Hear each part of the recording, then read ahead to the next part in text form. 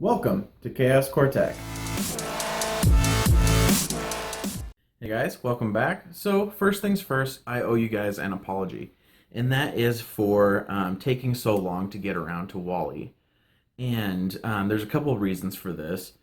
One big reason is that I wanted to make this the best possible project that I could. And while I think I'm making pretty good improvements in my modeling skills and 3D printing in general, I'm still pretty new to this. The flux capacitor video that I posted 6 months ago, my very first video, was actually the first 3D printing project that I modeled myself, and first electronics project. So first, pretty much everything that this YouTube channel is about right now. Was only 6 months ago. So I've been working pretty hard to try and improve my skills. So I've been putting a little more time into my weekly 3D project builds and to try and improve my skills there. And I've also been really trying to figure out the format for these videos, what works best, and things like that, because I really want this Wally video to be the best it possibly can be. But I'm not really trying to make excuses, so I apologize. And actually, I'm going to show you what I've got done today. And I've made some pretty good progress. I have his complete wheel system modeled out. Not the treads yet, but the actual wheels themselves and all the brackets for them. So we'll check that out in a second. And I just want to let you guys know that you can expect to start seeing these project updates every Friday. On my bigger projects. So right now, obviously, that's Wally. And so I'll be doing these updates every Friday so you guys can hopefully, see where I'm at in a little more real time. And it'll help keep me motivated to keep going at a decent pace with these things. So without further ado, let's get in and take a look at what I've got done. Okay, guys, let's take a look at what I've got done here. So far, it's just a cube. Thanks for watching, guys. No, I'm totally kidding. Look at what I've got over here. So this is Wally's wheel system. And now I've looked at a couple different reference images, and unfortunately there's not quite as many references out there compared to R2-D2. But I think I found some pretty good ones, and they've led me to this. So, as you can see, we've got the big wheels back here that have the spokes that go into the treads and push them forward. So this is really the drive wheel right here. Well, these two. And then these other ones just kind of help steer or move the treads around. So I'm sure if you've seen them, it's kind of this triangle type shape, maybe more of a trapezoid. But so the treads will go all the way around there, and I have not modeled those yet. I'm going to wait a little bit to do those. And then you can see there's quite a few nice details down here and on the wheels themselves. And I actually took the B&L logo from one of the reference images and stuck it on here. So I think all that looks pretty good, actually. I don't quite know how I'm going to print all this. It's going to be an interesting time trying to cut all this up and figure out how to print it effectively. So we'll have to see how that goes. But as far as just the functionality, everything seems to be there. And then on the back side here, you can see that is the stepper motor right there. Or sorry, the servo. Well, actually for this one I'm using the DC motor in the servo body. So it's really a DC motor, but it's in a servo body, so it looks like a servo.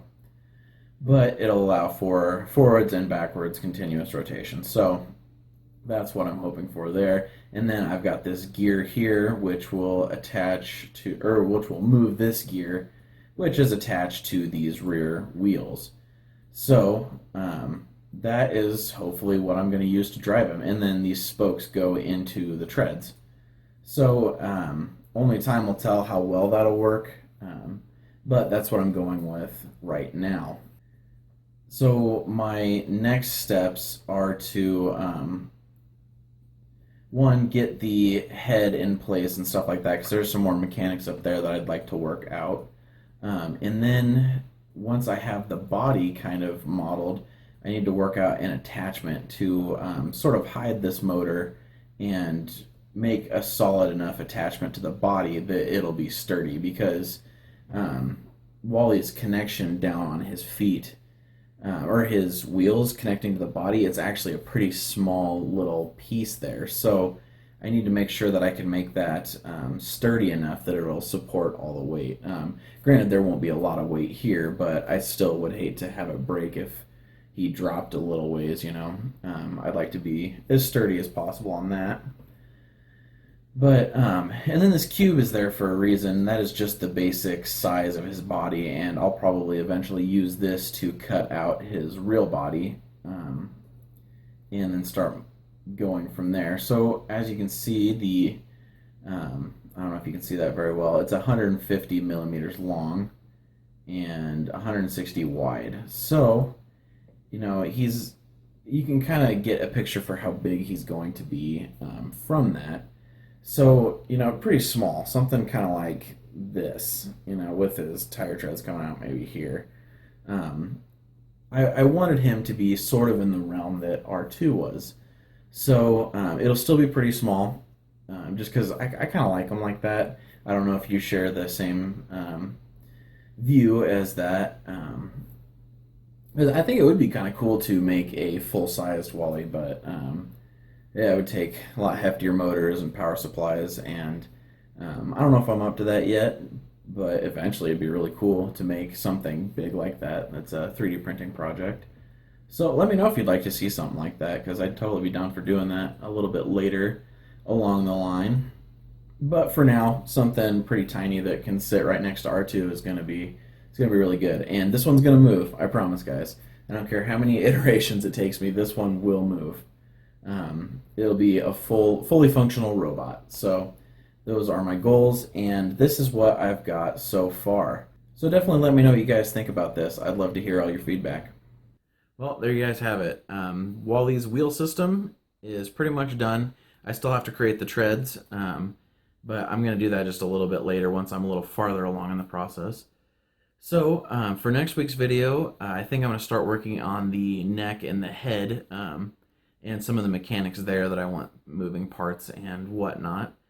So expect to see that, and then probably the video after that I'll start working on the body and maybe the arms. So really, one of the big chunks is already done. So it'll probably be a couple more weeks modeling and things like that, and then I'll start printing the pieces out, and then after that I will pass the pieces on to my wife for painting.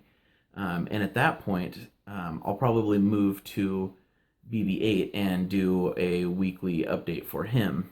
So these weekly updates are not exclusive to Wally. I will be posting them about BB-8 when I'm working on him, and this will just kind of be a continuing trend. So expect to see these every Friday, and let me know what you guys think. I love to get you guys involved and get your input on some of the different things going on. So definitely let me know what you think.